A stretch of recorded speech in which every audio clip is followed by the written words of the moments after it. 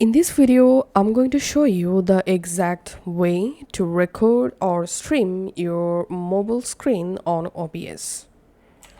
So first of all, you have to come to this website 5kplayer.com and here scroll down and you get this 5kplayer app download option. Just click on download to download the app for free.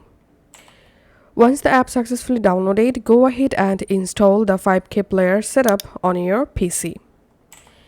And after launching the 5kplayer on your computer, here click on AirPlay and here scroll down and under AirPlay make sure to turn on AirPlay.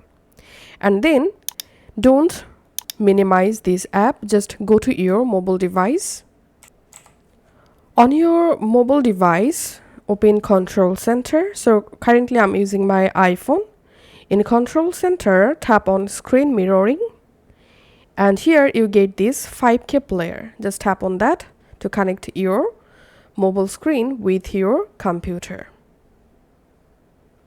Once successfully connected, here we can see my iPhone screen now showing on my computer. Now I'm just opening a game, for example, and then I'm going to my OBS. It's time to add our mobile screen in our OBS.